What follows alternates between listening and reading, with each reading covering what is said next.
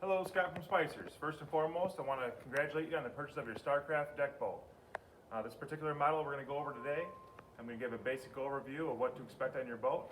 And this is pre-orientation, so when you come in, if you have any questions after this video, you can ask the rigging technician when you go through your orientation. The nicest thing I like about the StarCraft deck boat is the ability to board the boat from the back or the front. There's ladders on each side. So if I'm up front here, I got the nice marine mat up front, and you have a nice ladder tucked away underneath this compartment here. This flips up here, the ladder here pops up there, and it telescopes down into the water. Makes it easier to get up into the boat. Once you get up there, like I said, there's nice marine mat so you don't hurt your knees when you're getting up into the boat. You get wet feet into the boat, you step here, you're not stepping on the seats, which is really nice, gets you back into the boat, and you can dry off when you get back in the boat. You also have storage here. Tons of storage in the boat. Not only there, you have storage here on both sides of the seat. Here and here. Goes into play like that. Nice walk-through windshield. For cooler nights, you want to close the windshield and cut down some of that cool air coming in.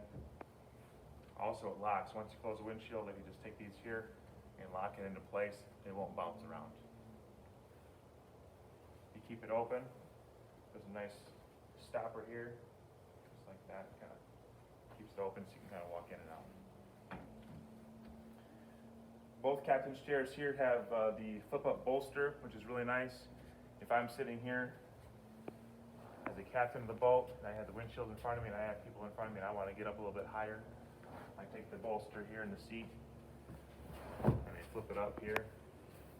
You can see a lot better vantage point in the bolster.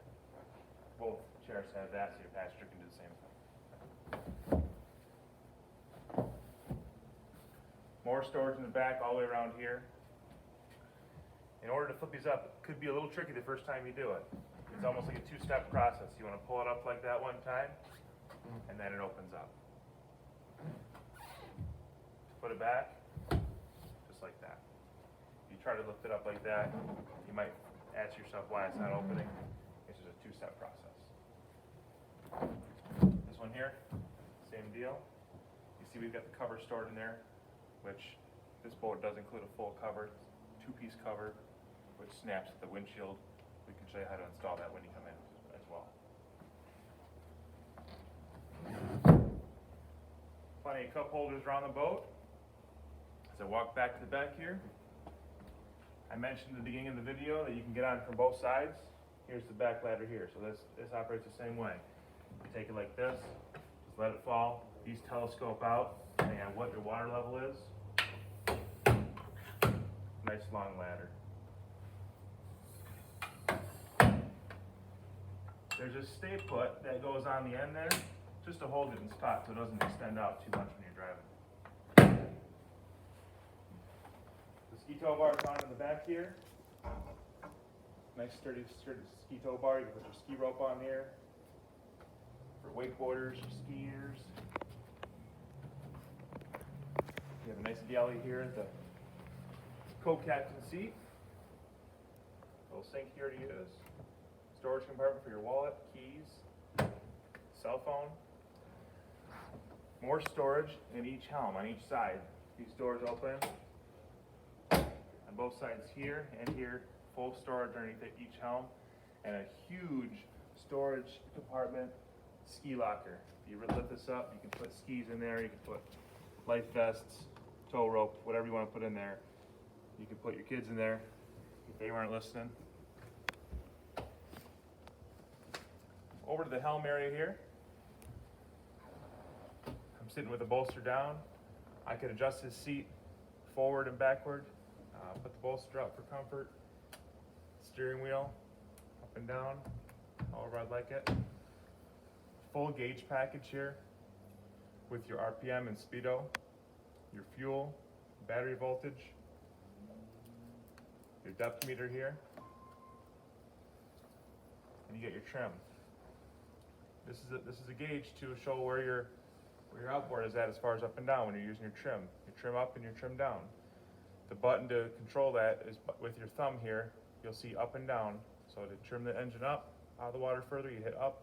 To go down, you hit down. Now this one's locked in neutral. As you can see there, it won't move.